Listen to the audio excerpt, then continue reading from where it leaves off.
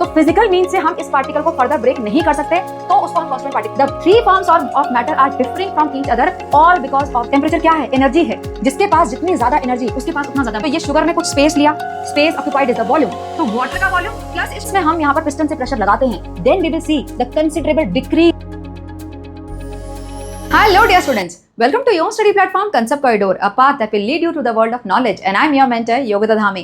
So from today onwards we are going to start the science syllabus for class 8 students following your new NCERT Curiosity, and we are covering this journey for second term. So we will start with chapter number 7, that is particulate nature of matter.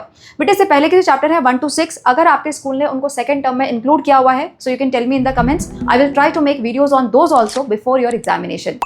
Right now, let's get started with this chapter and that too in one shot. ठीक है? So here we go. But the chapter is starting with some questions which are given in the first page of your chapter under the heading Probe and Ponder. अब ये जो new NCERT है, इसमें first page में question क्यों दिए हुए हैं? यूजुअली क्वेश्चन लास्ट में मिलते थे ना, यहाँ पहले ही क्वेश्चन दिए हुए हैं ना. Why it is so? बेटा this is to spark your curiosity. Yes, you don't have to answer all these questions right now. You have to find out their answer during this chapter. आपको chapter को इन questions को दिमाग में रख के पढ़ना है, and by trust me by the end of this video you will be able to answer all these questions on your own, in fact much more than that. ठीक है, चलो क्वेश्चन पढ़ते हैं. Why is it possible to pile up stones और sand but not a liquid like water? बेटा हम stones को stack कर सकते हैं, उसका पाइल बना सकते हैं, सैंड से हम हीप बना सकते हैं, लेकिन वाटर से ऐसा नहीं कर सकते. इनफैक्ट किसी लिक्विड के साथ ऐसा नहीं कर सकते. Y it is so? Next question. Why does water take the shape of the folded hands but loses that shape when it is released? बेटा हैंड्स को फोल्ड करके पानी को भर लो तो पानी हमारे फोल्डेड हैंड्स का शेप ले लेता है, लेकिन अगर हैंड्स को रिलीज कर दो तो वाटर भी सारा छोड़ देता है अपना शेप. वाटर शेप रिटेन नहीं कर पाता. क्यों नहीं कर सकता? Next question. We can not see air, how does it add weight to an inflated balloon? हमारे आसपास एयर है हमारे सराउंडिंग में, but we can not see that, but that air can add up the weight of an inflated balloon. मीन्स अगर हम balloon में हवा भर दें तो उसका वेट इंक्रीज हो जाता है because of that air. Now again why it is so? Next. Is the air we breathe today the same that existed thousands of year ago? आज जो हम एयर को ब्रीथ कर रहे हैं आज से थाउजेंड्स ईयर पहले, हजारों साल पहले, क्या सेम टाइप की एयर थी या कुछ डिफरेंस आया है? ठीक है, so these are some of the questions that you have to answer for, and you can add up some more questions on your own. ठीक है, चलो. So let's get started. First of all, what is matter? बेटा chapter का नाम है particulate nature of matter. अब particular nature तो बाद में जाएंगे, पहले व्हाट इज मैटर.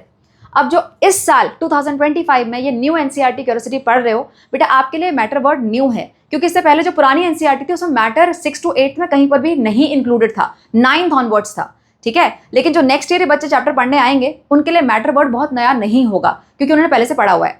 ठीक है, so first for you what is matter? What is matter? बेटा matter is everything that is in your surrounding. जो भी अपने आसपास आपको चीजें दिख रही है ना, everything is matter. This stylus in my hand, this is matter. Remote, this is matter. Me myself, I am matter. This board is matter. The phone, the laptop in which you are watching this video, that is also matter. So matter is everything in this universe that is having mass and can occupy space. बेटा ये दो चीजें हैं property, ये दो properties हैं matter की, जिसकी वजह से हम किसी भी चीज को मैटर कंसिडर करते हैं. मैटर क्या है? Anything which is having mass and can occupy space. मैंने क्या बताया था? स्टाइलस ये मैटर है. क्यों मैटर है इसको जस्टिफाई करो. Why this stylus matter? Because this stylus is having some mass and it is occupying this much of space in front of me. That's why it is matter. Right? So everything that we can see. Now what about the things which we cannot see? अभी हमने air के बारे में बात करी थी. Air we is not visible. हमारे आसपास एयर है लेकिन दिखाई तो नहीं देती ना, तो वो मैटर है कि नहीं है? बेटा अगर किसी भी चीज के बारे में पता करना है कि वो मैटर है कि नहीं है, always find out 2 things in that. Is it having mass and can it occupy space? अब एयर के पास मास है कि नहीं है? बेटा एयर के अंदर पार्टिकल्स होते हैं ना, ऑक्सीजन होती है, नाइट्रोजन गैस होती है, कार्बन डाइऑक्साइड गैस होती है, डस्ट भी होती है, ह्यूमिडिटी भी होती है, right? So all these things are having some mass. भले ही वो हमारे लिए नेग्लिजिबल है, लेकिन मास तो है. We can't deny that. Yes, so air particles are having mass and of course air is occupying the space. अपने आसपास जितनी भी जगह उसने क्या एयर ने पूरा उसको घेरा हुआ है. सो air is occupying that much of space. So that's why air is matter. Got it? In fact micro organism, viruses जो हमको दिखाई नहीं देते वो भी मैटर है. Got it? So what is matter? That is having mass and can occupy space. तो हमको मैटर की यहाँ पर दो प्रॉपर्टीज के बारे में पता पड़ा, और the two basic properties that is possessed by all type of matter is mass and volume. अब बोलोगे मैम मास तो आपने डेफिनेशन में लिखा हुआ है, वॉल्यूम तो नहीं लिखा हुआ है, ये वॉल्यूम कहाँ से आया? बेटा स्पेस ऑक्यूपाइड को ही वॉल्यूम बोलते हैं। What is volume? Volume is the space occupied by any substance. Got it? तो उसी को यहाँ वॉल्यूम बोला गया है। अब इसके बारे में डिटेल में मैं आपको बाद में, जब हम लिक्विड और गैसेस के बारे में पढ़ेंगे तो वहां पर मैं वॉल्यूम को समझाऊंगी अच्छे से, ठीक है? अभी के लिए the two properties of matters are mass and volume. Understood? Now अब बेटा मैंने बताया आपके आसपास जितनी भी चीजें हैं सारी मैटर हैं। अब जो हमारे आसपास चीजें हैं उनको हम ब्रॉडली 3 कैटेगरीज में क्लासिफाई कर सकते हैं ना। या तो हमें जो सब्सटेंस दिखाई देते हैं वो सॉलिड होते हैं, या तो लिक्विड फॉर्म में होते हैं, या तो गैसियस फॉर्म में होते हैं, right? So we can say that matter can exist in 3 basic forms, that is solid, liquid and gases. This is the classification of matter. अब बेटा सीनियर क्लास में जाओगे तो ये क्लासिफिकेशन 3 से 5 में कन्वर्ट हो जाएगा। इसके अलावा 2 फॉर्म और होती हैं मैटर की, जिनको हम BCE एंड प्लाज्मा बोलते हैं। अभी नाम याद करने की भी जरूरत नहीं है, आपके एनसीईआरटी में कहीं मेंशन नहीं है। अभी के लिए ये याद करो कि 3 फॉर्म्स ऑफ मैटर, इनको हमें डिटेल में पढ़ना है यहाँ पर, solid, liquids and gases. Clear? चलो अब ये मैटर, ये वर्ड, इसकी प्रॉपर्टी हमने समझ ली। मैटर क्या है? जिसके पास मास है और वॉल्यूम है, वो वाला सब्सटेंस। मैटर किन फॉर्म में एग्जिस्ट कर सकता है? 3 फॉर्म में। बट मैटर बना किससे है? What is matter made up of? अब बोलोगे मैम जो टेबल होती है वो वुड से बनी होती है, जो यूटेंसिल होते हैं वो किसी मेटल से बने होते हैं, इसमें कौन सी नई बात है? बेटा we are not talking about the material, we are talking about the basic constituent जिससे हर टाइप का मैटर बना होता है, वो क्या है? ठीक है, देखो यहाँ पर। सो what is matter composed of? Let us explore. इसको एक्सप्लोर करने के लिए आपकी एक एक्टिविटी दी हुई है बुक में, उसको हम करते हैं। यहाँ पर देखो, समझते हैं। You have to take a stick of chalk and break it into 2 pieces. So let's break it into 2 pieces. ठीक है, उसके बाद आपने क्या करना है? Continue breaking the chalk till it become difficult to break with the hands. उसको आपको अपने हाथ से क्रश करते रहना है। जब नहीं कर पाओगे तो further you have to take the help of mortar and pestles, और उसके बाद उसको एक फाइन पाउडर में कन्वर्ट कर देना है। ठीक है, अब बेटा ये फाइन पाउडर अभी आपको बहुत फाइन ऐसा लगेगा, बहुत छोटा हो गया है, राइट? लेकिन इसी फाइन पाउडर को जब हम मैग्नीफाइंग ग्लास से देखेंगे तब क्या आपको ये छोटा दिखाई देगा?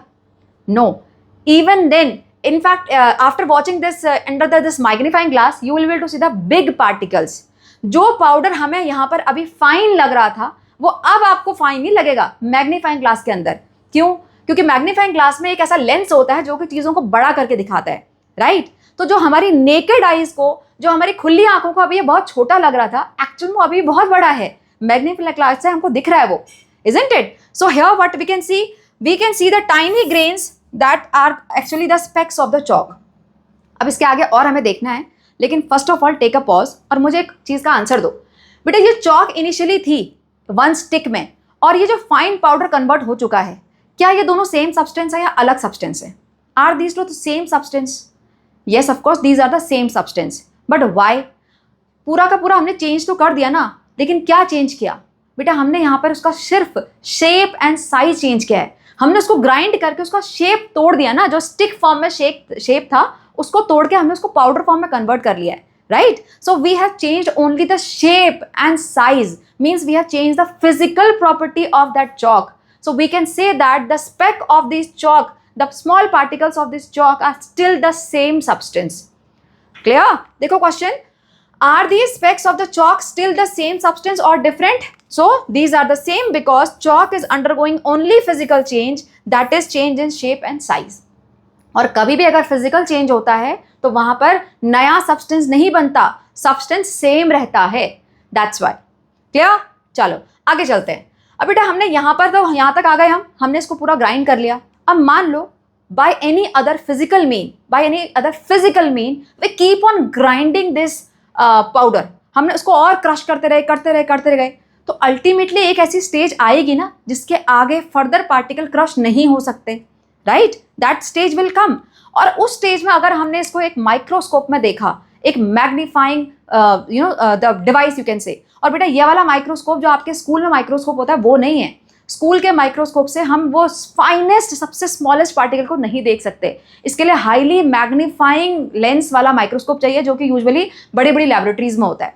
ठीक है, तो अगर उस वाली स्टेज में जहाँ से आगे फर्दर वो नहीं ब्रेक हो सकता, उस स्टेज में जाके अगर हमने इसको माइक्रोस्कोप में देखा, तब हमको क्या दिखेंगे? सबसे टाइनिएस्ट पार्टिकल, सबसे टाइनिएस्ट पार्टिकल जिनसे मिलके ही ये पूरी चौक बनी थी. Got it? And these smallest, tiniest particle are known as constituent particles. What are these? Constituent particle. So matter is made up of constituent particles. अभी इस पूरे एग्जाम्पल में चौक ली हुई है, आप कुछ और भी ले सकते हो. आप यहाँ पे मड ले सकते हो, आप यहाँ पे ब्रिक ले सकते हो, कोई भी चीज ले सकते हो जिसको ग्राइंड करके, जिसको पीस के आपको एक सबसे छोटा कॉन्स्टिट्यूएंट पार्टिकल मिले. Clear? So what is constituent particle? अब ये कॉन्स्टिट्यूएंट पार्टिकल सेम है कि डिफरेंट है? सेम है. यहां मैंने क्वेश्चन पूछा था ना, ये जो पाउडर बना ये सेम है कि अलग है? सेम है, क्योंकि हमने फिजिकल प्रॉपर्टी करी है, यहाँ पर फिजिकल प्रॉपर्टी को चेंज किया है, सिर्फ शेप एंड साइज को चेंज किया है. तो यहां तक भी तो वही किया है, यहां पर भी हमने उसको फर्दर ग्राइंड ही तो किया था. सो कॉन्स्टिट्यूएंट पार्टिकल है क्या? Constituent particles are the smallest particle that makes up the substance. इन्हीं कॉन्स्टिट्यूएंट पार्टिकल्स को बहुत सारे millions and millions of constituent particle मिलके ही ये चौक दे रहे हैं आपको. Clear? So constituent particles are the smallest particle that makes up the substance and show the same property as that of substance. बेटा इनकी प्रॉपर्टी बिल्कुल सेम होगी सब्सटेंस की जैसी ही. प्रॉपर्टी में कोई चेंज नहीं आया होगा. क्यों? क्योंकि सेम ही सब्सटेंस है, बस उसका साइज सबसे स्मॉलेस्ट फॉर्म में आ चुका है. Am I clear? Understood? आगे देखो. So when we keep grinding, जो मैंने प्रोसेस बताई उसी को यहाँ लिखा हुआ है, फटाफट से पढ़ लेते हैं. So when we keep grinding chalk into the smaller pieces, a point comes where the particles can not be broken down further by any physical means. यहाँ फिजिकल मीन्स लिखा हुआ है बेटा, ये ध्यान दो. हम ये सारी की सारी प्रोसेस फिजिकल मीन्स ही कर रहे हैं, हम उसका शेप एंड साइज चेंज कर रहे हैं. तो फिजिकल मीन्स से हम इस पार्टिकल को फर्दर ब्रेक नहीं कर सकते, तो उसको हम कॉन्स्टिट्यूएंट पार्टिकल बोलते हैं. केमिकल मीन से कुछ केमिकल चेंज करके हम इस कॉन्स्टिट्यूएंट पार्टिकल को चेंज कर सकते हैं, लेकिन उस टाइम पे फिर वो एक नए सब्सटेंस में कन्वर्ट हो जाएगा. फिर वो ये चौक नहीं रहेगा, वो जो बेसिक जो हम जिस मैटर को फाइंड आउट कर रहे हैं वो मैटर नहीं रहेगा, फिर वो चेंज हो जाएगा. M I clear? सो यहाँ पर हमें फिजिकल मीन से स्मॉलेस्ट पार्टिकल जब मिलेगा उसको हम बोलेंगे constituent particle. Am I clear? चलो आगे देखो. सो यहाँ पे आगे देखिए, these tiny particles are called the constituent particles. These constituent particles are the basic building block of that chalk that was made up of. यही जो कॉन्स्टिट्यूएंट पार्टिकल हैं ये क्या हैं? ये हैं building block of this chalk. Means इन्हीं को स्टैक करके, इन्हीं को पाइल अप करके, इन्हीं का एक पूरा ह्यूज हीप बना के हमको क्या मिला? चॉक मिला. अंडरस्टूड? चलो अब बेटा ये जो पार्टिकल हम बोल रहे हैं वर्ड कॉन्स्टिट्यूएंट पार्टिकल, ये कौन से पार्टिकल है? क्या है इन पार्टिकल्स का नाम? यहाँ पे देखो आपके बुक में दिया हुआ है इन स्टेप फर्दर में, the term particle is used in different context. जो पार्टिकल वर्ड है वो हम अलग अलग कंटेक्स्ट में अलग अलग तरीके से यूज करते हैं. फॉर एग्जाम्पल अगर सैंड है तो सैंड के किसी एक छोटे से पार्टिकल को आप अपने हाथ में उठा लोगे, सबसे स्मॉलेस्ट पार्टिकल जो दिख रहा है, तो उसको भी हम पार्टिकल बोलते हैं. शुगर के क्रिस्टल्स रखे हुए हैं, अगर उसके एक क्रिस्टल को आप उठा लोगे तो भी हम बोलते हैं शुगर का पार्टिकल है, बोलते हैं ना. यहाँ देखो अगर आप एयर पॉल्यूशन की बात करो तो एयर पॉल्यूशन में एक टर्म यूज होता है सस्पेंडेड पार्टिकुलेट मैटर, तो वहां पर भी हम पार्टिकल वर्ड को यूज कर रहे हैं, राइट. सो यहाँ पर मैटर का जो सबसे स्मॉलेस्ट कॉन्स्टिट्यूएंट है यानी कॉन्स्टिट्यूएंट पार्टिकल, उसको हम क्या बोलते हैं? उसका कुछ और नाम है क्या? यस बेटा, these are known as atoms and molecules.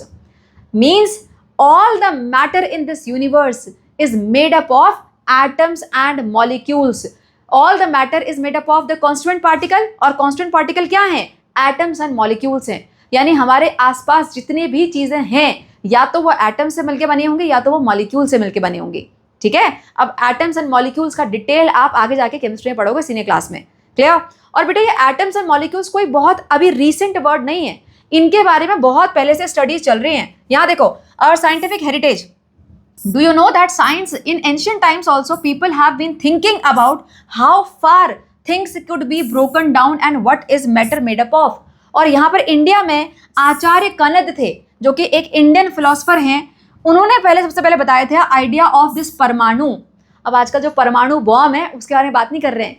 परमाणु का मतलब है एटम. जिस चीज को हम आज एटम बोलते हैं उस चीज को उन्होंने परमाणु बोला था. ठीक है, और उनके अकॉर्डिंग परमाणु क्या था? पर he believed that the matter is made up of tiny indivisible eternal particle. देखो एटर्नल पार्टिकल, एटर्नल क्या चीज होती है? जो कभी खत्म नहीं होती.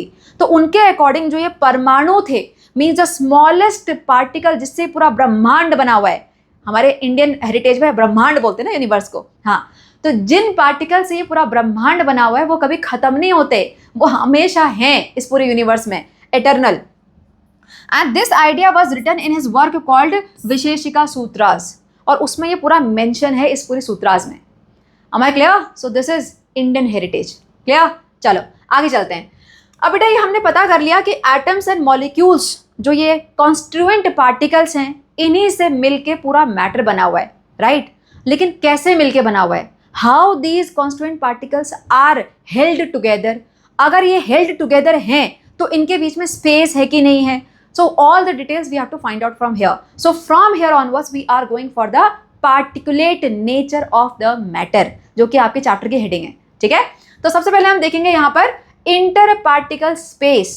पार्टिकल्स के बीच में, यानी एटम्स एंड मॉलिक्यूल जो कॉन्स्टिट्यूएंट पार्टिकल्स हैं, इनके बीच में स्पेस होता है कि नहीं होता है? अब इसके लिए अगेन वन एक्टिविटी जो कि आपने डेली लाइफ में बहुत बार बनाया होगा, शुगर सॉल्यूशन बनाया है ना, दैट इज द वन, ठीक है?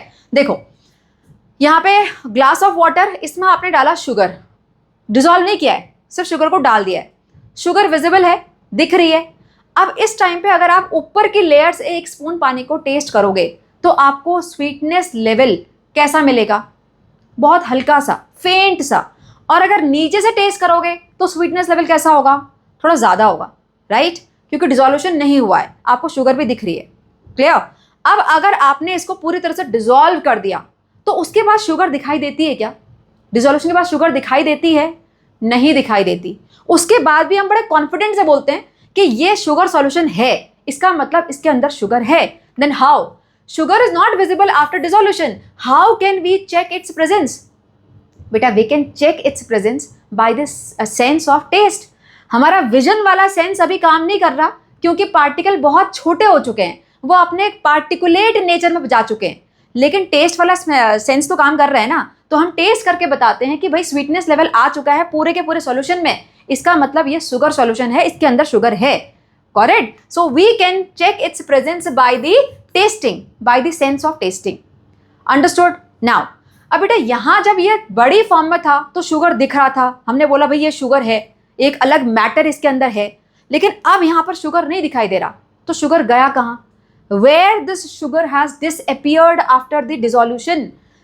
Sugar has disappeared after the dissolution. Where sugar has gone? कहाँ गई शुगर? बेटा शुगर आ चुकी है अब अपने पार्टिकुलेट नेचर में, एटम्स एंड मॉलिक्यूल्स वाली फॉर्म में। अब एटम वाली फॉर्म में है कि मॉलिक्यूल्स वाली फॉर्म में, that is a different story, आगे सीनी क्लास में पढ़ोगे। बेटा शुगर जो होती है वो मॉलिक्यूल से बनी होती है, ठीक है? तो वो अपने मॉलिक्यूलर फॉर्म में यहाँ पर आ चुकी है, गॉट इट? अब वो मॉलिक्यूल कहाँ गए हैं? बेटा उन मॉलिक्यूल्स ने वाटर पार्टिकल के बीच में स्पेस ले ली है। यस, देखो यहाँ पर when sugar dissolved in water it breaks up into its constituent particles. जो कॉन्स्टिट्यूएंट पार्टिकल्स हम बोल रहे हैं जिससे मैटर बना हुआ है, उस फॉर्म में शुगर यहाँ पर आ चुकी है, ब्रेक हो चुकी है। Now it can not be broken down further, then the tiny constituent particles occupy the tiny constituent particles occupy the available space between the water particles. These spaces between the particles are called interparticle space. जो space water particle के बीच में थी, जिसमें ये sugar particles ने अपनी जगह ले ली है, उसी को क्या बोला जाता है? Inter particle space. क्लियर? अब इस पिक्चर के हिसाब से ये जो यहाँ लिखा हुआ है वो समझ में आया क्या? बेटा हम यहाँ पर पार्टिकल नेचर की बात कर रहे हैं, हम यहाँ पार्टिकल उनके बीच के स्पेस की बात कर रहे हैं। तो जब तक आपको दिखाई नहीं देगा आपको समझ में नहीं आएगा। So here each and every picture we will understand in the form of particles, ठीक है? अब देखो ये glass of water, all the blue dots are representing the water molecules, right? Now अब इसमें हमने डाल दिया शुगर। अब मैंने यहाँ व्हाइट शुगर नहीं ली हुई है, एक तो अनहेल्दी होती है, ऊपर से दिखाई नहीं देगी, राइट? आजकल ब्राउन शुगर भी आती है ना, तो समझ लो वही है। सो यहाँ पर शुगर, इसको ले लिया मैंने। अब शुगर जब हमने इनिशियली डाला उसको डिसॉल्व नहीं किया तो सारी की सारी शुगर हमें नीचे दिखाई दे रही थी और पार्टिकल्स बहुत बड़े थे। Clear? Now after dissolution what happened? This sugar particle, जो बड़े बड़े पार्टिकल थे, वो आ गए हैं अपने कॉन्स्टिट्यूएंट पार्टिकल वाली फॉर्म में। ये देखो small small red dot, I hope these are visible. So ये कॉन्स्टिट्यूएंट पार्टिकल जो थे, अब उन्होंने ये जो वाटर के पार्टिकल्स हैं उनके बीच में जाके अपनी स्पेस ले ली है। क्लियर? इससे क्या प्रूफ होता है? इससे ये प्रूफ होता है कि ये जो वाटर के पार्टिकल्स थे इनके बीच में स्पेस है, ये देखो इतनी सारी स्पेस जो ये दिख रही है ना, इसी स्पेस को बोला जाता है इंटर पार्टिकल स्पेस। अब यहां पर अगर ये स्पेस नहीं होती, अगर ये पार्टिकल सारे इस तरीके से क्लोज होते एक दूसरे के ऐसे, तो क्या ये शुगर के पार्टिकल इनके बीच में जाके फिट हो सकते थे? ऑफ कोर्स नहीं होते ना। इससे क्या पता पड़ता है? इससे ये पता पड़ता है कि वाटर पार्टिकल्स के बीच में स्पेस होता है, और इनफैक्ट इतना होता है कि कोई भी सॉलिड के जो कॉन्स्टिट्यूएंट पार्टिकल होते हैं वो जाके वहां पर फिट हो सकते हैं। Am I clear? So what is interparticle space? The space present between the constituent particle of any matter. Constituent particle लिखना मत भूलना बेटा, या फिर आप atoms and molecules भी लिख सकते हो, कोई गलत नहीं करेगा इस बात को, ठीक है? So space present between the atoms and molecules of any matter, that is the interparticle space. Understood? चलो आगे चलते हैं। So what we got to know till now? Matter definition, its properties and three forms. ये हमने initially देख लिया था। इसके अलावा हमें क्या पता पड़ गया अब? Matter is made up of its constituent particles. These constituent particles are known as atoms and molecules, and there is space between the constituent particles, जिसको कि हम interparticle space भी बोलते हैं। Am I clear? Now, अब बेटा जो matter हमारे आसपास है, वो अपने constituent particle वाली form में है क्या? Of course not. अगर वो constituent particle means atoms and molecule वाली फॉर्म में होता फिर तो हमें दिखाई नहीं देता, राइट? बट हमें दिखाई दे रहा है। इसका मतलब क्या है? ये जो कॉन्स्टिट्यूएंट पार्टिकल्स हैं वो आपस में एग्रीगेट होके हमें एक ह्यूज फॉर्म दे रहे हैं मैटर की, जो कि हमें दिखाई दे रही है, right? So how these constituent particles are held together? ये आपस में जुड़े कैसे हैं? How are the constituent particles held together? बेटा यूजुअली हम अपनी डेली लाइफ में अगर किन्हीं दो चीजों को आपस में जोड़ते हैं, so we need some adhesive forces, right? We use Fevicol, we use glue, tape, हम इन चीज़ों का यूज़ करते हैं उन दो चीज़ों को जोड़ने के लिए, राइट? अब यहाँ तो हम फेविकॉल ग्लू का यूज़ नहीं कर रहे हैं, तो यहाँ पर क्या है बेटा? यहाँ पर है कुछ अट्रैक्टिव फोर्सेस, ऐसी फोर्स जो दो पार्टिकल्स को अट्रैक्ट करती हैं लेकिन इनविजिबल हैं, दिखाई नहीं देते ये फोर्सेस, ठीक है? The constituent particles of matter are held together through the attractive forces. These forces are called interparticle attraction. क्या बोलते हैं इनको? इंटरपार्टिकल अट्रैक्शन मीन्स दो पार्टिकल को अट्रैक्ट करने वाला एक force. Am I clear? Now, अब ये फोर्स किस चीज पर डिपेंड करता है? ये सारे मैटर में क्या सेम होता है? देखते हैं यहाँ पर, देखो। Let's say these three things are representing right now your family. कैसे फैमिली? देखो, ये है आपकी न्यूक्लियर फैमिली यानी immediate family, your parents, your siblings and you all staying in one house since very beginning, और सब लोग साथ में रहते हो दिन रात, तो बहुत क्लोज हो एक दूसरे के, closeness it is showing. This is showing the family members who are there in the same city, weekly एक दो बार मिल जाते हो, फोन में बात होती रहती है, सो मीन्स आपस में एक दूसरे को जानते हो, क्लियर? ये वो फैमिली मेंबर है जो कि बहुत दूर हो सकता है, अलग अलग कंट्रीज में भी रह रहे होंगे या अलग अलग स्टेट्स में रह रहे होंगे, कभी सालों में एक बार दिख गए तो दिख गए, फोन में कभी बात हो गई तो हो गई, सो मतलब नॉट मच बॉदर्ड, दो बहुत दूर है, क्लियर? अब बेटा यहाँ पर जो इमीडिएट फैमिली न्यूक्लियर फैमिली है वो बहुत क्लोज है एक दूसरे के, राइट? डिस्टेंस बहुत कम है, तो आपके बीच की बॉन्डिंग कैसी है? बहुत स्ट्रॉन्ग है, right? So when the particles are very close to each other, there is a very strong force of attraction, strong attractive force. जब डिस्टेंस बढ़ेगा, जैसे जैसे डिस्टेंस बढ़ेगा, ये अट्रैक्शन कम होता रहेगा। सबसे ज़्यादा अट्रैक्शन कहाँ होता है? सबसे ज़्यादा बॉन्डिंग कहाँ होती है? आपकी इमीडिएट फैमिली में। उसके बाद वो फैमिली मेंबर जो दूर दूर एक ही सिटी में रह रहे हैं लेकिन मिलते रहते हैं, तो आप उनसे मिलते हो, हैप्पी होते हो जब मिलते हो, एंजॉय करते हो, राइट? सो बॉन्डिंग है लेकिन इतनी स्ट्रांग नहीं है। और ये हैं जिन्हें कोई मतलब ही नहीं है, बस एग्जिस्ट करते इतना पता है, right? So this is the another state. Am I clear? तो इससे क्या पता पड़ा? इससे ये पता पड़ा कि जो अट्रैक्टिव फोर्सेस होते हैं वो फर्स्ट ऑफ ऑल डिपेंड करते हैं डिस्टेंस बिटवीन द पार्टिकल्स पे। जितना डिस्टेंस कम, अब ये डिस्टेंस क्या है? ये है इंटर पार्टिकल स्पेस। इन तीनों में सबसे ज्यादा इंटर पार्टिकल स्पेस कहां पर है? इसमें। सबसे कम इंटर पार्टिकल स्पेस कहां पर है? इसमें। अब बताओ अट्रैक्शन कहां होगा ज्यादा? यहां पर। जितना कम इंटर पार्टिकल स्पेस, जितना क्लोज एक दूसरे के, उतना ज्यादा अट्रैक्शन। ये है बहुत स्ट्रॉन्ग बॉन्ड, और यहां पर बॉन्ड क्या है ही नहीं almost. So no inter particle attraction, almost negligible. Am I clear? तो ये है फर्स्ट फैक्टर। दूसरा फैक्टर है बेटा नेचर ऑफ सब्सटेंस। अब थोड़ा फैमिली से हटके साइंस में आ जाते हैं। मान लो ये है wooden block, this is wooden block, और ये नीचे दिया हुआ है आयरन का ब्लॉक, ठीक है। दोनों के पार्टिकल बहुत क्लोज एक दूसरे के, दोनों ही सॉलिड होते हैं, राइट, दोनों हार्ड होते हैं, लेकिन दोनों का हार्डनेस लेवल क्या सेम होता है? Of course not. देखो गैप इनके पार्टिकल के बीच में भी नहीं है, वुडन ब्लॉक के पार्टिकल के बीच में भी गैप नहीं है, आयरन पार्टिकल के बीच के जो पार्टिकल्स है उनके बीच में भी गैप तो है नहीं, but still there is so much of difference in the hardness. Why it is so? Because of the nature of the substance. So second factor जो इस अट्रैक्टिव फोर्स को अफेक्ट करता है वो होता है नेचर। am I clear? अभी थोड़ा समझेंगे इसको आगे जाके डिटेल में और। क्लियर? तो बेटा ये जो अट्रैक्शन है, मीन्स जो अट्रैक्टिव फोर्सेस हैं उस पर क्या डिपेंड करता है?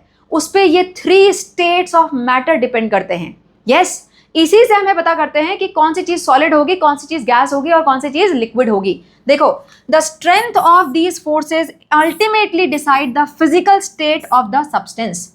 जितना स्ट्रॉन्ग फोर्स उतने पार्टिकल क्लोज, उतना ज्यादा हार्ड सब्सटेंस यानी सॉलिड।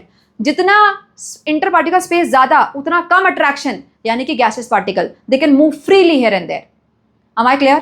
इसको डिटेल में और समझना आगे जाके। चलो आगे चलते हैं। Now let's talk about the solid state. बेटा हम अभी यहाँ फिजिकल स्टेट्स की बात कर रहे हैं, so let's start with the solid state first of all. इसको समझने के लिए आपको कुछ आइटम्स को कलेक्ट करना है। Iron nail, rock salt, stone, wooden block, की एंड पीस ऑफ एल्यूमिनियम। ये वो सारी चीजें जो आपको घर में आराम से मिल जाएंगी, ठीक है।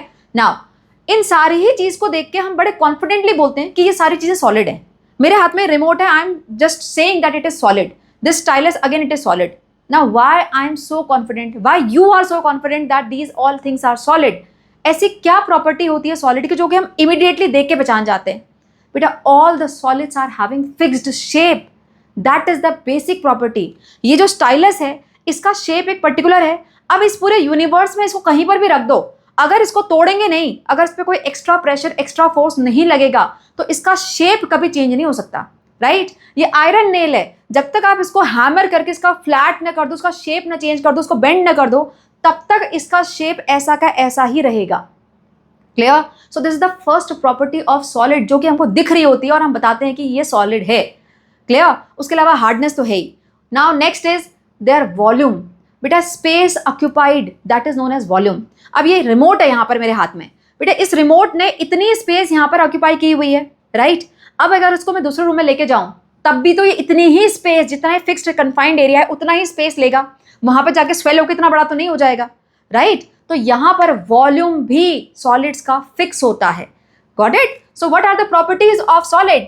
Solids are the substance which has definite shape and volume. ये चीजें वो हैं जो हमें दिख रही हैं, राइट। अब हमें पार्टिकुलेट नेचर में इसको समझना है that why it is happening, why solids are having fixed shape and volume. Because the particles, कौन से particle? The constituent particles of solids are very close to each other. They are tightly packed. The particles are very close to each other. They are tightly packed. अब अगर particles close होंगे यानी interparticle space कम होगी तो attraction ज़्यादा होगा ना, बताया था अभी। So the interparticle attractions are very strong in solids. अब अगर strong attraction होगा तो इसका मतलब बहुत strong bonding होगी, तो वो आपस में जुड़े रहेंगे, right. Due to strong force of attraction particles are held at fixed position. वो अपनी जगह पर फिक्स हो जाते हैं, फेविकॉल का मजबूत जोड़ हिल नहीं सकता वो वाला, ठीक है। सो अट्रैक्शन ज्यादा है तो वो अपनी जगह पे फिक्स है। अगर फिक्स हो गए इसका मतलब फ्री नहीं है, फिर वो फ्रीली यहाँ वहां मूव नहीं कर सकते, राइट। और अगर पार्टिकल्स फ्रीली मूव नहीं कर सकते इसका मतलब वो एक जगह पे जुड़े रहेंगे, उनका शेप फिक्स हो जाएगा। Am I clear? बेटा ये जिस तरीके से लिखे हुए हैं ना पॉइंट्स, ये पूरा आंसर है आपका। Why solids are having fixed shape and volume? Why anything can be justified as that it is a solid? Because it is having fixed shape and volume. Now why? Because the particles are very close to each other. Particles close means interparticular space less, so interparticular force of attraction more. Attraction more means particles are fixed at their position, they cannot move freely. Am I clear? Understood? Now, अब बेटा ये जो particles हैं solid के, ये कभी move ही नहीं करते हैं, ये बिल्कुल मूव नहीं कर सकते क्या? That is the question here. So does it mean that solid particles can not move at all? ये जो मेरे हाथ में रिमोट है इसके अंदर जो कॉन्स्टिट्यूएंट पार्टिकल्स हैं वो क्या अभी जीरो मूवमेंट पे हैं? नो बेटा, जीरो मूवमेंट में नहीं होता। ये जो पार्टिकल्स हैं वो मूव कर रहे हैं लेकिन अपनी ही पोजीशन पे कर रहे हैं। और कैसे कर रहे हैं? To and fro motion, vibration, vibration, right. So vibration is the to and fro motion, और वाइब्रेशन हमेशा कोई भी पार्टिकल अपनी जगह पे रह के भी कर सकता है, ऐसे ऐसे ऐसे हल्के से, right. So how these solid particles move? Solid particles can move only to and fro about their position, that is they can only vibrate at their position but they cannot move past each other. What is the meaning of move past each other? Means वो अपनी जगह छोड़ के, एक दूसरे को छोड़ के अलग से कहीं नहीं जा सकते. Got it? So they cannot move past each other, they can just vibrate at their own position. That is the movement in the solid. Clear? Now बेटा इससे पहले जूनियर क्लास में आपने स्टेट कन्वर्जन सुना था, solid to liquid, liquid to gas change हो सकता है, किस में सुना था? सबसे बेस्ट एग्जांपल क्या है इसका? Water, right. So how particles move, that state conversion take place, ठीक है। ये सब डिपेंड करता है मूवमेंट पे, और कैसे डिपेंड करता है that we have to understand here. देखो ये बहुत कॉमन पिक्चर जो आप जूनियर क्लास से देखते आ रहे हो, this is the ice, solid form of water, liquid form of water and the gaseous form of water, ठीक है। ये चेंज क्यों होता है? Why this change take place? Because we increase the temperature. This is the basic thing or basic science behind the state conversion. इस पूरे universe में जो स्टेट कन्वर्जन होता है, यानी सॉलिड से कोई चीज़ लिक्विड में कन्वर्ट होती है, लिक्विड से गैस में कन्वर्ट होती है, it's all because of the temperature. अब यहाँ समझो कैसे। देखो आइस कहाँ मिलती है हमको? फ्रीजर में, जहाँ बिल्कुल कोल्ड इन्वायरमेंट है। हमने इसको टेम्परेचर प्रोवाइड करवाया। अब आइस मान लो यहाँ पर है, टेम्परेचर ले लेते हैं ना, मान लो ये -10 डिग्री सेल्सियस चल रहा है अभी फ्रीजर के अंदर। हमने इसको बाहर निकाला, टेम्परेचर धीरे धीरे धीरे इंक्रीज हुआ 0 डिग्री पे आ गया। 0 डिग्री पे आते ही ये मेल्ट होना शुरू हो जाएगा, राइट। 0 डिग्री से मेल्टिंग शुरू हो जाती है, नीचे को मेल्टिंग हो गई और ये वाटर में कन्वर्ट हो गया, राइट। वाटर आपको रूम टेम्परेचर पे आ गया, वाटर मिल गया। फिर आपने इसको दोबारा हीट किया, आपने लिक्विड को फिर से हीट किया, तो हीट होते होते होते धीरे धीरे ये गर्म होगा, गर्म होते होते इवेपोरेट होगा, और अल्टीमेटली एक पोजीशन ऐसी आएगी जहां पे ये बॉयल होना स्टार्ट हो जाएगा और सारा का सारा वाटर स्टीम में कन्वर्ट हो जाएगा, right. So what is happening? The state conversion is taking place because of the temperature. Clear? Now this is the magnified form of matter. अब हम इसी चीज को समझेंगे पार्टिकुलेट फॉर्म ऑफ मैटर में, ठीक है। देखो ये क्या चल रहा है? ये कन्वर्जन चल रहा है, ये फॉरवर्ड डायरेक्शन, इसका मतलब टेम्परेचर इंक्रीज करेंगे तो आपको गैसियस स्टेट मिलेगी। अगर टेम्परेचर को डिक्रीज कर देंगे, कम कर देंगे, तो आपको गैसियस से लिक्विड फॉर्म, फिर दोबारा सॉलिड फॉर्म में मिल जाता है। वाटर को फ्रीज कर दो तो दोबारा से आइस मिल जाती है ना, तो ये बैकवर्ड भी जा सकता है, ठीक है। Now let's talk about in particulate form. अब यहाँ देखो बेटा, मान लो ये एक सॉलिड है, this is particular form of solid. अब इस टाइम पे ये जो सॉलिड है वो कैसे मूवमेंट कर रहे हैं? वो अपनी ही जगह पे हल्का हल्का सा वाइब्रेट कर रहे हैं, बट वो अपनी पोजीशन को छोड़ के ये पार्टिकल उड़ के यहाँ नहीं आ सकता, अलग से नहीं जा सकता, मीन्स। क्लियर? नाउ अब हमने इसको प्रोवाइड करवाई एनर्जी। एनर्जी कौन सी एनर्जी? Heat energy. बेटा heat is a form of energy. Clear? और अगर किसी चीज़ के पास एनर्जी होती है तो वो क्या कभी एक जगह पे रुकता है? Let me give an example. मान लो there is one person who is just lying on the bed because the person has not eaten any food since last 2 days. 2 दिन से उसको खाना नहीं मिला है, तो एनर्जी बिल्कुल लेवल 0 है, तो वो हिल ही नहीं पा रहा है, बेड में पड़ा हुआ है, सोया हुआ है, राइट। अब आपने धीरे धीरे उसको खाना दिया, जूस दिया, थोड़ी बहुत एनर्जी आएगी, तो वो हल्का हल्का मूवमेंट स्टार्ट करेगा। क्लियर? फिर उसको प्रॉपर मील मिल गया, थोड़ी और एनर्जी आएगी, तो वो अपना बेसिक काम करना फिर और स्टार्ट कर देगा। फिर और ज़्यादा एनर्जी आ गई तो वो बाहर जाना स्टार्ट करेगा, राइट। और अगर ये पर्सन एक बच्चा है तो आगे जाके उसको और एनर्जी आ गई तो वो प्रॉपर गेम्स खेलना शुरू कर देगा, दौड़ना शुरू कर देगा, right. What it shows? It shows that when ever any particle is having energy that can not stay still, वो एक जगह पे रुकता नहीं है। यहां पर सॉलिड स्टेट्स के पास एनर्जी नहीं होती है, पार्टिकल्स के पास एनर्जी है ही नहीं, right. So they are just slowly slowly vibrating at their own position. हमने इनको प्रोवाइड करवाई heat energy, heat energy provide करवाई, तो अब पार्टिकल्स के पास धीरे धीरे एनर्जी आ रही है। एनर्जी आएगी तो उनका वाइब्रेशन थोड़ा सा इंक्रीज होगा, इंक्रीज होगा तो कुछ इस तरीके से होगा, राइट। धीरे धीरे वाइब्रेशन बढ़ता जा रहा है, बढ़ता जा रहा है। अब वाइब्रेशन बढ़ता जा रहा है मतलब एक दूसरे टकराएंगे, क्योंकि इतने क्लोज हैं एक दूसरे के, जगह तो है ही नहीं, राइट। अब बहुत क्लोज है और वाइब्रेशन इंक्रीज होते जा रहा है, तो आपस में वो कोलाइड करेंगे, और कभी भी जब कोलिजन होता है तो फिर वो वापस उतने ही फोर्स के साथ दूर भी तो जाते हैं ना, तो धीरे धीरे क्या होगा, इस वाइब्रेशन से वो उनके बीच का स्पेस बढ़ता रहेगा। Got it? अल्टीमेटली एक ऐसी पोजीशन आएगी जहां पे वो इतना स्पेस इनफ हो जाएगा कि ये सॉलिड लिक्विड फॉर्म में कन्वर्ट हो जाता है। This is the state conversion. Why it happened? Because of the temperature. Temperature that is the heat energy, उसके वजह से मूवमेंट स्टार्ट हुआ, मूवमेंट बढ़ता गया, एक लिमिट ऐसी आई कि उस मूवमेंट की वजह से जो अट्रैक्टिव फोर्स था वो खत्म हो चुका है सॉलिड वाला, अब वो धीरे धीरे आ गए लिक्विड फॉर्म में, उनके बीच का स्पेस बढ़ गया है। तो सॉलिड और लिक्विड के बीच में क्या फर्क है बेटा? एनर्जी का फर्क है। इनके पास एनर्जी कम थी, इनके पास एनर्जी ज्यादा आ चुकी है, ज्यादा आ गई तो मूवमेंट हो रहा है, उनके बीच का स्पेस बढ़ गया है।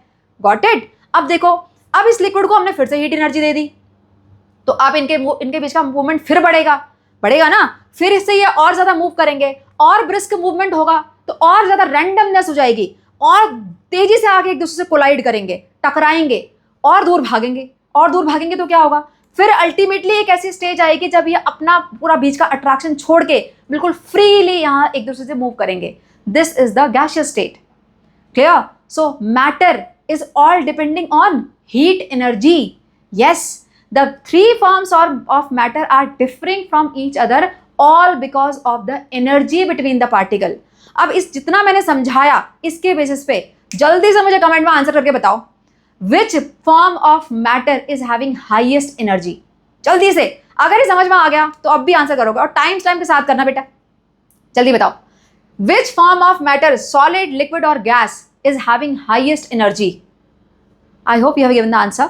Gaseous form, right? क्यों? क्योंकि वो रैंडमली मूव कर रहे हैं। मूव कौन करता है? जिसके पास एनर्जी होती है। सबसे कम एनर्जी किसके पास है? सॉलिड्स के पास है। Am I clear? समझ में आया बेटा? ये कंसेप्ट अगर यहाँ समझ में आ गया ना, आगे जाके सारी चीजें बड़ी इजीली समझ में आ जाएंगी। ठीक है? तो बेसिक मैटर का कहाँ से स्टार्ट हो रहा है? एनर्जी से स्टार्ट हो रहा है। ठीक है? अब देखो, यहां पर फिर से आ जाओ, क्योंकि हम सॉलिड स्टेट की बात कर रहे हैं, तो पहले हम यहां अभी फोकस करेंगे, इसको हम बाद में कवर करेंगे लिक्विड स्टेट के साथ। ठीक है? देखो, ये था मान लो -10 डिग्री सेल्सियस में, आइस को ले लेते हैं, तो ये -10 डिग्री सेल्सियस में फ्रीजर के अंदर था, 0 डिग्री सेल्सियस तक भी हमारा आइस ही रहा।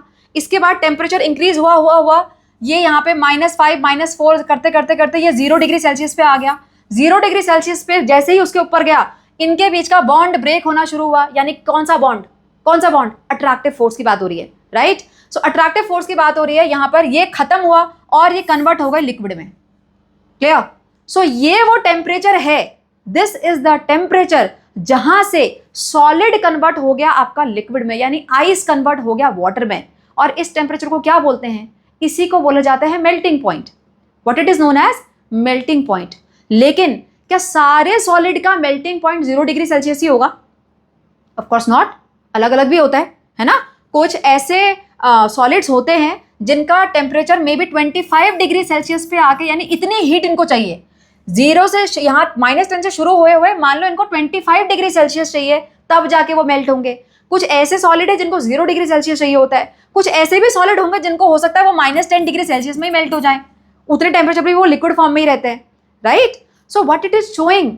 It is showing that this attractive force जो इनके बीच में है, पार्टिकल्स के बीच में, वो डिपेंड करता है नेचर ऑफ सब्सटेंस पे, और कितना स्ट्रॉन्ग वो अट्रैक्टिव फोर्स है, उसको तोड़ने के लिए उतनी एनर्जी चाहिए ज्यादा, राइट? जितना स्ट्रॉन्ग इनके बीच में फोर्स होगा, उतना वो ज्यादा हीट एनर्जी लेता रहेगा, और तब जाके उनका बॉन्ड ब्रेक होगा। Am I clear? Understood? Now what is melting point? Melting point is that temperature at which solid is converting into liquid. And on which factor this melting point depends? This depends on the attractive forces. जितना ज्यादा strong attractive force, उतना जल्दी, उतना देर में melting. Am I clear? देखो, so the minimum temperature at which solid melts and become liquids at atmospheric pressure is called melting point. Now why atmospheric pressure is written here? बेटा ये लिखना जरूरी है डेफिनेशन में। यूजुअली साइंस में जितनी भी ऐसी एक्टिविटीज की जाती हैं वो रूम टेम्परेचर पे और नॉर्मल एटमॉस्फेरिक प्रेशर पे की जाती हैं। एटमॉस्फेरिक प्रेशर आपने एसएसटी में जूनियर क्लास में पक्का पढ़ लिया होगा, राइट? अगर नहीं पढ़ा है तो आगे जाके साइंस में ही पढ़ लोगे। Atmospheric pressure is the pressure of air in our surrounding.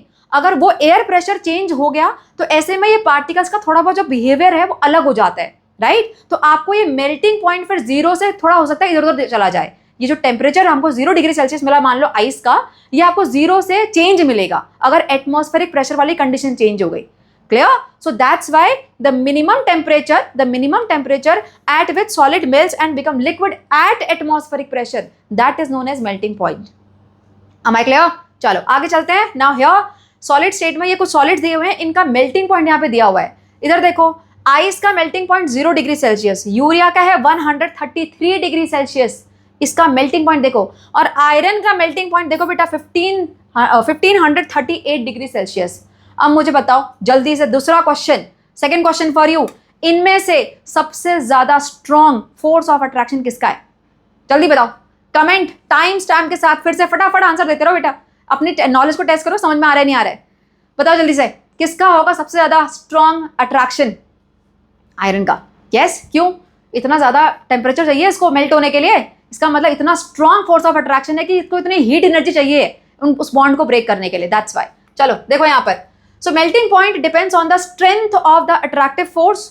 Solid with weak interparticular force of attraction has low melting point. ये देखो लो मेल्टिंग पॉइंट मतलब weak interparticular attraction, and solids with strong interparticular force of attraction has high melting point. Strong force of attraction, so high melting point. Understood?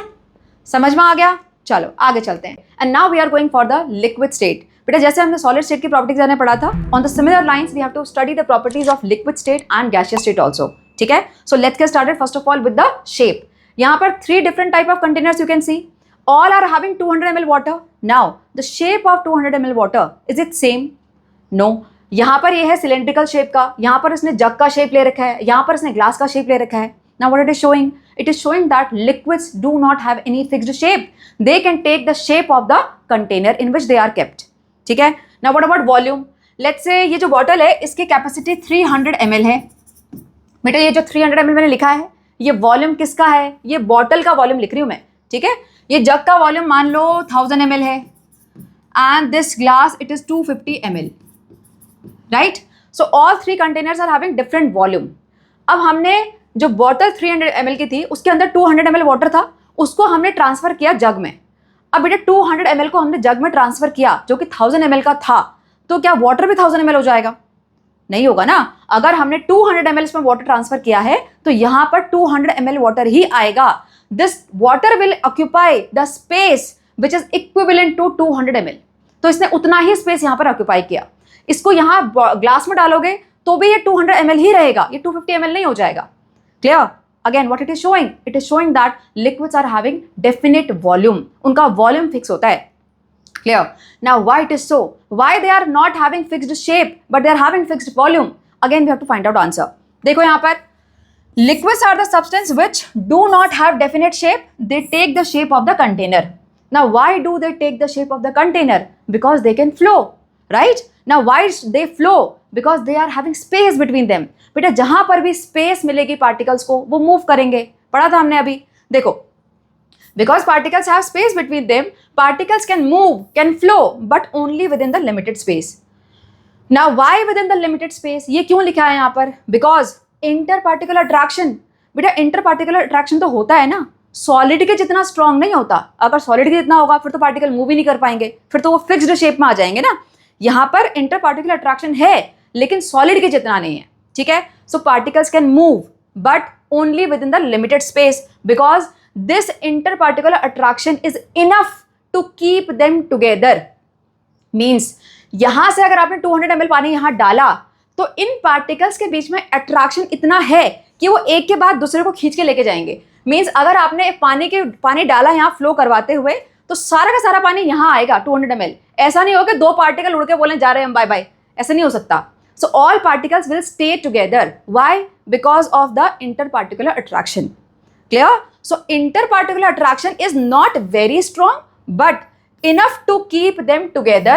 They are not free from each other. Means particle are not free from each other. Clear? आगे देखो. That's why liquids have definite volume. इसीलिए liquid का volume fix है, क्योंकि जितना आपने यहाँ से पार्टिकल यहाँ डाले वो सब साथ में आएंगे, वो अलग अलग नहीं हो सकते हैं. Am I clear? Understood? चलो इसके बेस पे some question, conceptual question that you might see in your examination here. Why are we able to move our hand in water without cutting it into pieces but not in solids? बेटा यहाँ पर hand वाला question लिखा हुआ है, इसको knife से समझते हैं. देखो अगर सॉलिड है, मान लो ये नीचे वुडन टेबल है, इस पर अगर आप बहुत जोर से नाइफ को मारोगे तो इसके पीसेस हो सकते हैं, राइट, टेबल के वुड के पीसेस हो सकते हैं। लेकिन अगर वो वाटर में आप नाइफ को मारोगे तो नाइफ पास हो जाएगी वाटर से, लेकिन वाटर पीसेस में कन्वर्ट नहीं होता। क्यों नहीं होता? क्यों नहीं होता बताओ? Because here particles are having space in between. Now space से क्या हो रहा है बेटा, स्पेस से क्या हो रहा है, let's check out from this video. ये बॉल पूल में कभी खेला है? जैसे बच्चा खेल रहा है, क्या होता है बॉल पूल में बेटा? बॉल पूल में पार्टिकल्स सारे, ये जो बॉल्स हैं मान लो वो लिक्विड के पार्टिकल्स हैं। अब बोलोगे मैम ऐसे कैसे, बॉल तो सॉलिड होती है। बेटा मैं सिर्फ रिजेंबल करने के लिए बोल रही हूँ, रिलेट करने के लिए बोल रही हूँ, वो एग्जैक्टली है नहीं, ठीक है।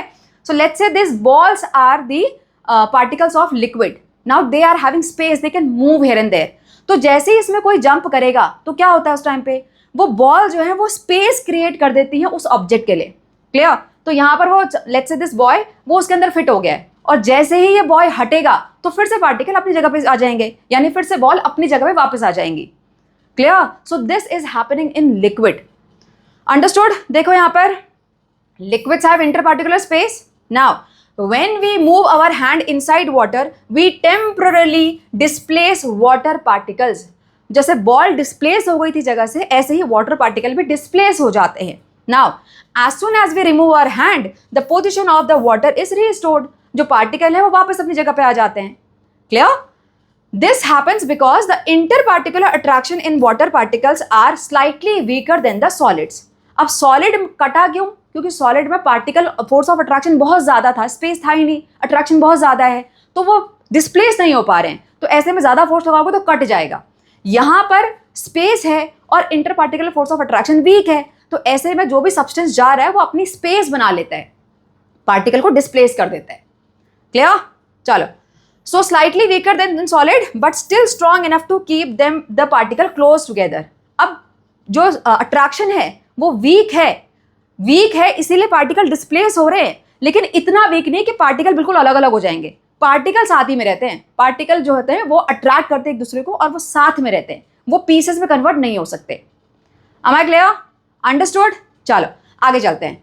Now here how state conversion, तो यहाँ पे हमने ये देख लिया था बेटा पहले जब हमने सॉलिड्स के बारे में पढ़ा था, मेल्टिंग पॉइंट तक हमने कवर कर लिया था। नाउ कमिंग हियर हमने लिक्विड को हीटअप किया, अगेन हमने एनर्जी दी, अगेन ज़्यादा रैंडमनेस की वजह से पार्टिकल्स का मूवमेंट स्टार्ट हुआ और अल्टीमेटली एक स्टेज आई जहाँ पे ये पार्टिकल्स ने फोर्स ऑफ अट्रैक्शन को ब्रेक करके गैसियस स्टेट में अपना कन्वर्जन ले लिया।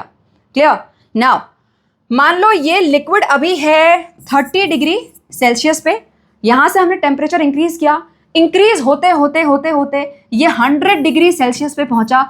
अगर ये वाटर को ले लें हम, ये वाटर है, इसको हमने स्टार्ट किया हीटअप करना और 100 डिग्री सेल्सियस पे आया तो क्या होगा, यहाँ पर स्टार्ट हो जाएगी बॉइलिंग। क्लियर? बॉइलिंग में क्या होता है, जितना भी लिक्विड होगा वो सारा का सारा वेपर्स में कन्वर्ट होगा, right? So this temperature is known as boiling point. Clear? Melting point क्या था? That temperature in which this solid melts into liquid.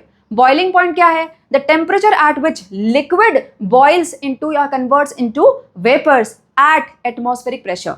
ये लिखना मत भूलना, ठीक है? देखो, the temperature at which liquid boils and turns into vapor at atmospheric pressure is called boiling point. Got it? Now, again question here. बेटा ये हमने क्या बताया? It turns into vapor. लेकिन turns into vapor, liquid turns into vapor, इसको तो हम evaporation भी तो बोलते हैं ना, पढ़ा हुआ जूनियर क्लास में। The conversion of water into water vapor is evaporation. तो boiling और evaporation इसमें क्या फर्क है?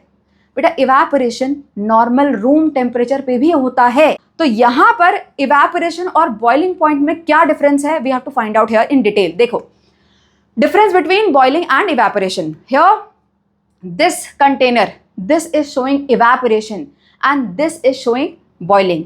बताओ क्या डिफरेंस है, क्या डिफरेंस है बताओ। देखो पिक्चर से देख के पता पड़ रहा है बेटा, इवेपोरेशन में हमेशा सरफेस के जो पार्टिकल्स होते हैं, यानी सरफेस का जो वाटर पार्टिकल होंगे वो सिर्फ कन्वर्ट होते हैं वेपर स्टेट में।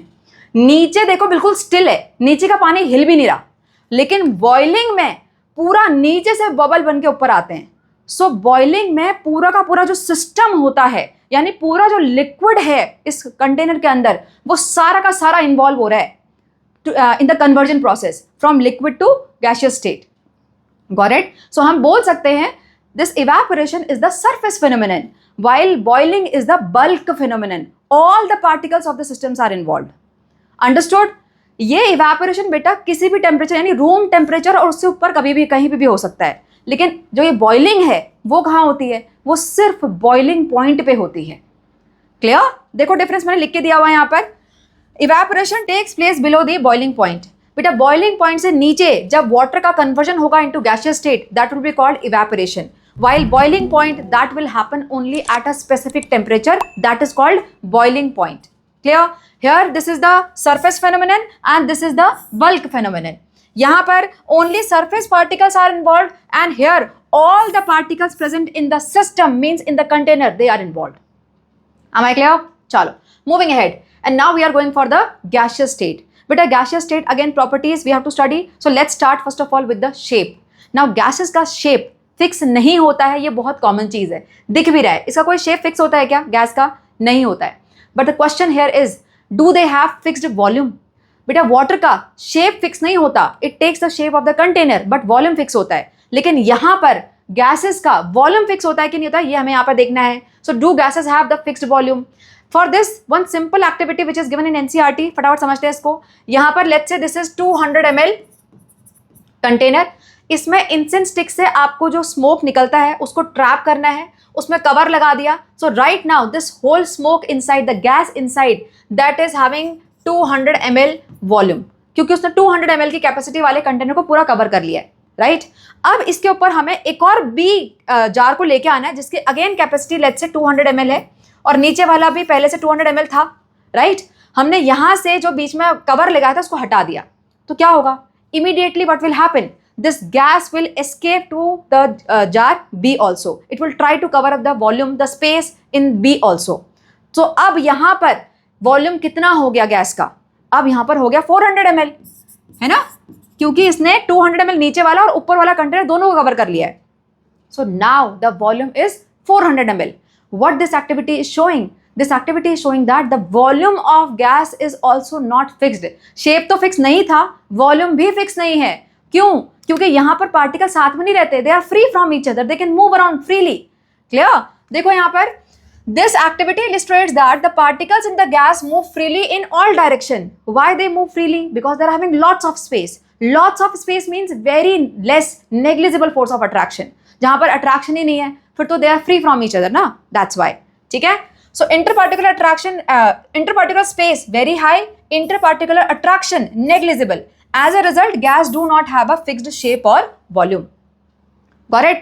बेटा इसी एक्टिविटी को आपको आयोडीन वेपर के साथ करने के लिए बोला हुआ है. This iodine vapour question can कम.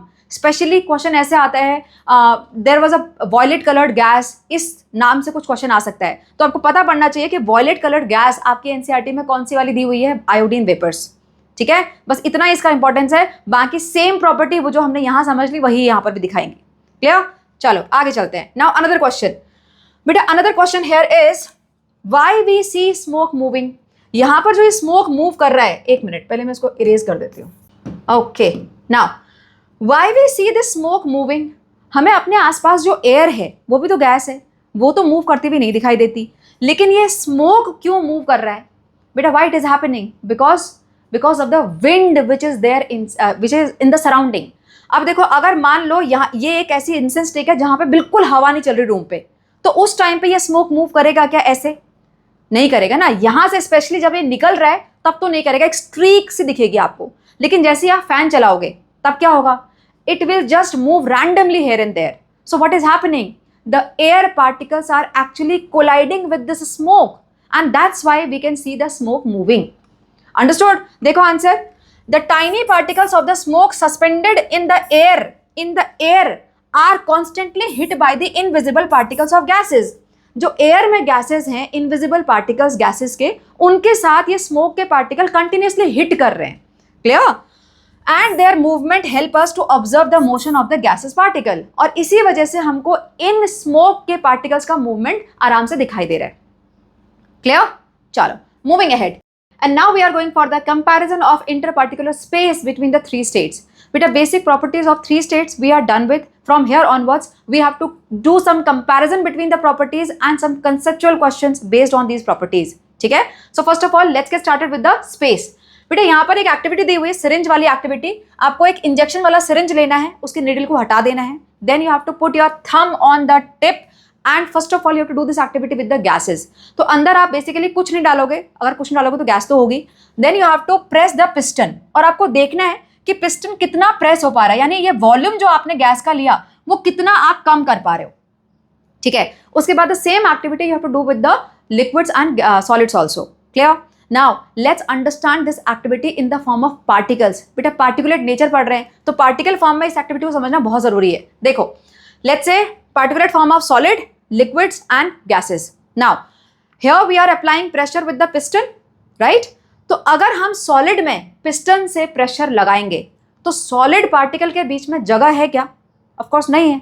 तो अगर हम जगह ही नहीं है पार्टिकल्स के बीच में और फिर भी प्रेशर लगा रहे हैं तो पार्टिकल्स मूव कहाँ करेंगे, राइट? तो मूव करने की जगह है नहीं और ऊपर से प्रेशर लगता जा रहा है तो अल्टीमेटली क्या होगा? They will break. So they might cut into pieces और they might break into pieces, depending हम कैसे प्रेशर लगा रहे हैं. ठीक है. सो यहाँ पर ये क्या हो जाएंगे? ब्रेक हो जाएंगे. यहाँ पर आते हैं लिक्विड में. अब लिक्विड के पार्टिकल में स्पेस तो थोड़ा बहुत तो है, भले बहुत कम है, हमको दिखाई नहीं देती लेकिन है, राइट?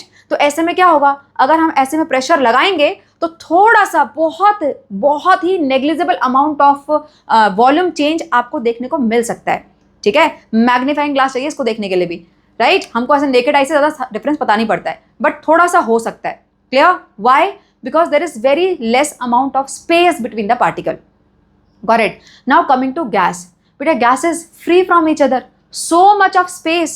So अगर इसमें हम यहाँ पर पिस्टन से प्रेशर लगाते हैं then we will see the considerable decrease in the volume. Why we will see this? Because the particles are having space. तो जैसे ही प्रेशर लगता रहेगा तो पार्टिकल जो है आपस में क्लोज आते रहेंगे क्योंकि स्पेस है, right? So they can move close to each other. और इसी कंसेप्ट पे क्या मिलता है आपको? LPG cylinder, liquefied petroleum gas मिलता है ना सिलेंडर में. उसमें क्या होता है बेटा? उसमें पेट्रोलियम गैस होती है जो कि बहुत हाई प्रेशर पे इसी तरीके से उसके अंदर बंद होती है और लिक्विड फॉर्म में होती है. नाउ लिक्विड फॉर्म में क्यों होती है? I hope you got to understand. क्योंकि पार्टिकल्स इतने क्लोज आ जाते हैं, कितने क्लोज आ जाते हैं? जितने लिक्विड में होते हैं, तो वो कन्वर्ट हो जाते हैं. ठीक है. अब उसके लिए और भी कुछ प्रोसेस होती हैं. अभी के लिए तो समझ लो कि gases particles can come close to each other because they are having very high space between them. Understood? Now further here again one more question. How can we prove the presence of interparticular space? बेटा interparticular space कहाँ ज़्यादा है कहाँ कम है ये हमने देख लिया, बट अगर प्रूव करने के लिए आ गया तो क्या करेंगे? इसके लिए again there is one activity which is given. यहाँ पर अगेन शुगर वाली एक्टिविटी है. शुगर का डिसोल्यूशन कैसे होता है इनिशियली हमने पढ़ लिया था. अब अगेन इसी एक्टिविटी को हम सीधे पार्टिकल फॉर्म में समझने का ट्राई करते हैं. ठीक है. So this is the one. ये first initial stage, this is water. ठीक है. वाटर में हमने डाला शुगर. Got it? इस वाटर में हमने डाला शुगर. अब यहाँ पे ध्यान क्या देना है बेटा? This line, this is representing A and this is the initial volume of water. A is the initial volume of water. जैसे ही आपने एक्स्ट्रा शुगर इसके अंदर डाली तो ये शुगर ने कुछ स्पेस लिया. Space occupied is the volume. तो वाटर का वॉल्यूम प्लस इस शुगर का वॉल्यूम एडिशन हो गया. यहाँ पर क्या है? वाटर प्लस शुगर, दोनों का वॉल्यूम एडअप हो गया है तो एकदम से वॉल्यूम इंक्रीज दिखेगा आपको. So this is B.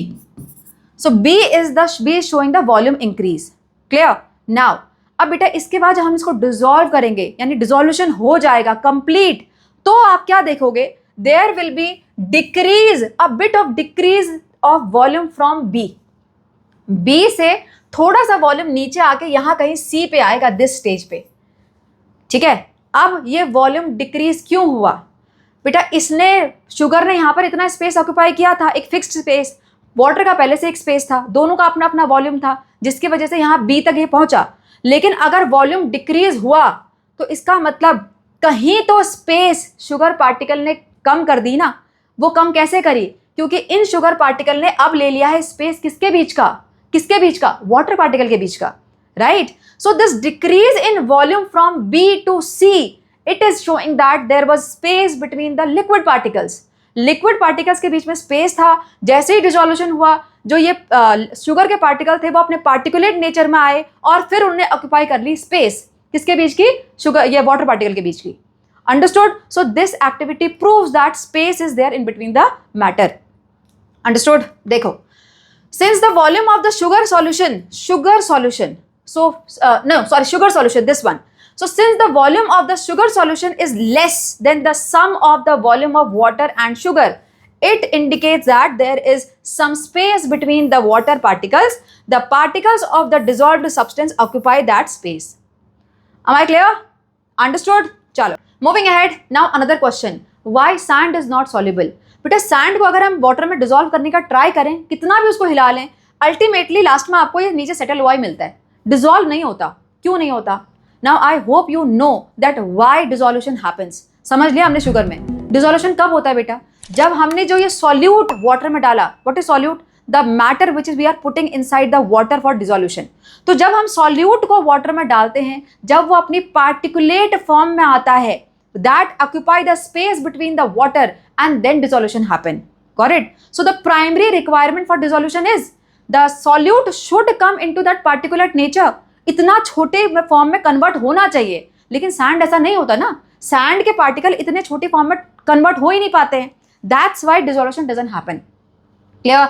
ये पूरा आंसर मैंने यहाँ पे सेम आपको लिख के दिया हुआ है, इजी कंसेप्ट है, आराम से पढ़ लोगे। ठीक है, चलो moving ahead. Now how particles move in different states of matter. अब बेटा हमने स्पेस देख लिया, अब मूवमेंट कैसे हो रहा है, ये जो स्पेस है इसमें पार्टिकल्स का मूवमेंट कैसे होता है, उसके लिए again one activity is given. This is the potassium permanganate activity. Potassium permanganate का फॉर्मूला क्या होता है? KMnO4, K capital, M capital, N small and O4। This is potassium permanganate. Violet colour के सॉलिड क्रिस्टल्स होते हैं इसके, उसमें से एक छोटा सा, बहुत छोटा सा माइन्यूट क्रिस्टल आपको लेना है, वाटर में डालना है। ये क्रिस्टल डाला और इसमें से आपको क्या दिखेंगे, ऐसे स्ट्रीक्स दिखेंगे पिंक कलर की निकलते हुए। अल्टीमेटली ये पूरा का पूरा डिजोल्व होकर आपको एक डीप पिंक कलर दे देगा। Am I clear? नाउ ये सेम एक्टिविटी बेटा मैंने आपको यहाँ पर, एक मिनट, मैंने आपको यहाँ पर इंक के साथ करके दी हुई है। ठीक है, देखो क्या हो रहा है, हमने यहाँ पर ड्रॉप डाली इंक की। Now can you see the streak of this ink? Right? You can see the streak and ultimately what will happen? This whole ink will dissolve in the water और पूरा एक सिमेट्रिकल आपको blue colour मिल जाएगा। Clear? अब आपको यहाँ पर ये क्वेश्चन बताना है कि ये पार्टिकल मूव कैसे हो रहे हैं इंक के। यहाँ पर इंक के या इससे पहले जो KMnO के पार्टिकल थे वो मूव कैसे कर रहे हैं पूरे के पूरे वाटर में। This you have to tell. Right? Now क्यों हो रहा है बेटा ऐसा? Because this happens because the water particles are in constant motion. बेटा जो वाटर के पार्टिकल हैं, इस कंटेनर में जो सॉलिड फॉर्म में था वो था KMnO4, तो सॉलिड के पार्टिकल मूव नहीं कर सकते, लेकिन वाटर तो फ्लो करता है ना, तो वाटर के पार्टिकल मूव करते हैं। Now particles of water are moving, so moving water will hit this potassium permanganate. और जब हम किसी चीज पे हिट करते हैं कंटिन्यूअसली, तो उसके पार्टिकल पे यानी KMnO4 के पार्टिकल पे प्रेशर पड़ेगा, तो पार्टिकल धीरे धीरे निकल के वहां से आएंगे, और धीरे धीरे निकल के आएंगे तो क्या होगा, वो अपने पार्टिकुलेट नेचर में निकल के आएंगे। So they will take the space between the water particle and dissolution will happen.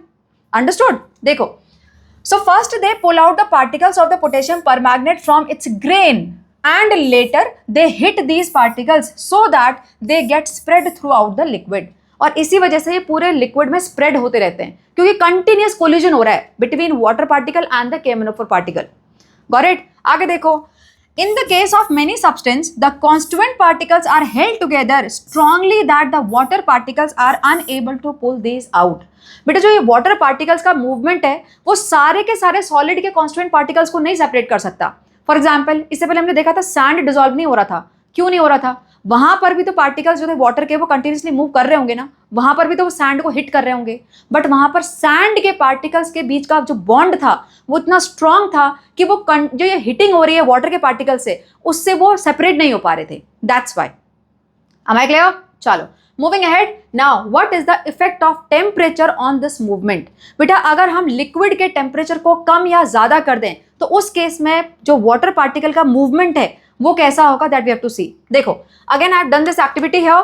This is cold water glass, room temperature, and this is the hot water. Now again I am going to put the ink in this and you have to observe the movement. ठीक है, देखो यहाँ पर।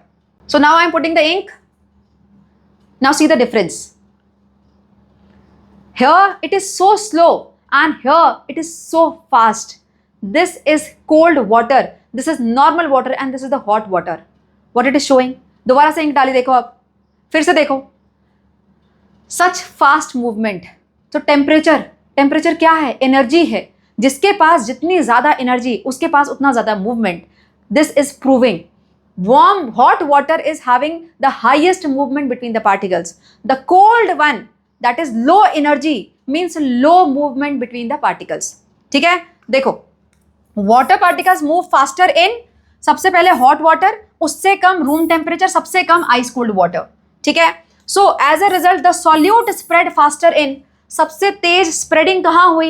hot water में हुई. फिर उसके बाद कम कहाँ हुई? room temperature पे. सबसे कम कहाँ हुई? ice cold water में. Am I clear? Now, hence the movement of particle increases when heat is provided. जैसे जैसे हम हीट को प्रोवाइड करेंगे पार्टिकल्स का मूवमेंट ज्यादा होगा.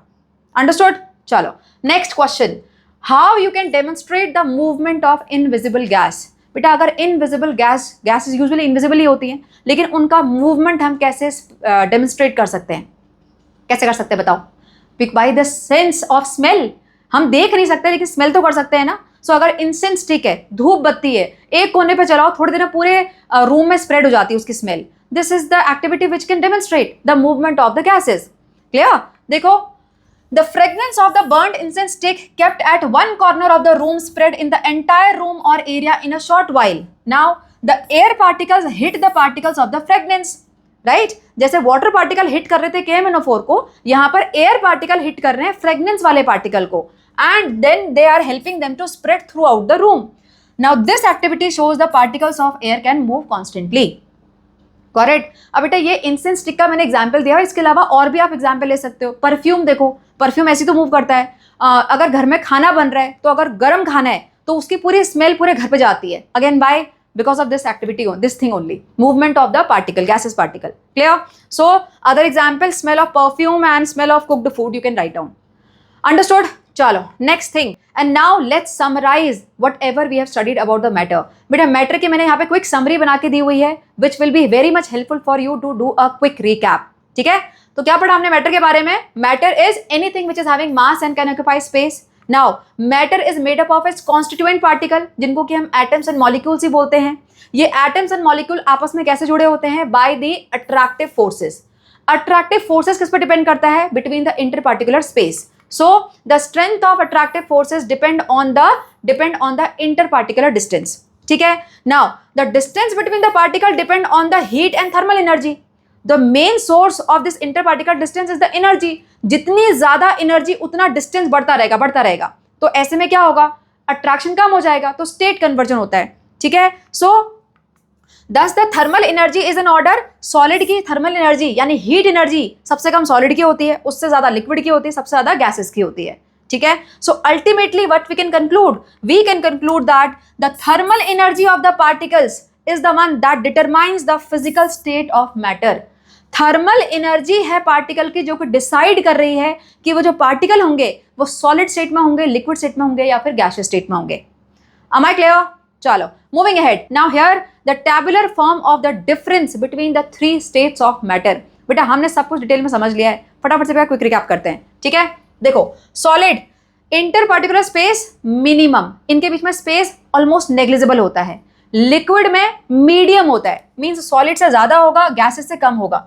बेटा लिक्विड की प्रॉपर्टी हमेशा कंपैरिजन में लिखी जाती है, सॉलिड से ज्यादा, लिक्विड से कम, इस तरीके से. ठीक है? And gases maximum interparticle spacing.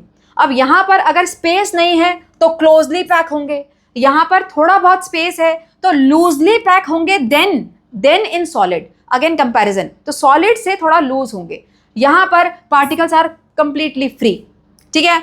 यहां पे आते हैं. अब यहां पर बहुत क्लोज है तो अट्रैक्शन मैक्सिमम होगा, जितना क्लोज उतना ज्यादा अट्रैक्शन. यहां पर interparticular attraction is slightly weaker than in solid, again comparison to the solid. यहां पर interparticular attraction is minimum, means negligible. ठीक है? Next, movement of particle negligible. Space ही नहीं है, इतना स्ट्रॉन्ग बॉन्ड है तो मूवमेंट नहीं करता. यहां पर movement of particle is limited, एक कन्फाइंड स्पेस में वो मूवमेंट कर सकते हैं लेकिन फ्री नहीं होते हैं. यहां पर movement of particle is completely free, they can move freely here and there. Understood? Am I clear? Chalo. With this, we are done with this chapter. I hope you were able to understand each and every concept of this chapter. But still, having any doubt or facing any difficulty, comment. I will revert back there. ठीक है? Chalo. See you soon for the NCERT solution of the chapter. Till then, take care and bye bye.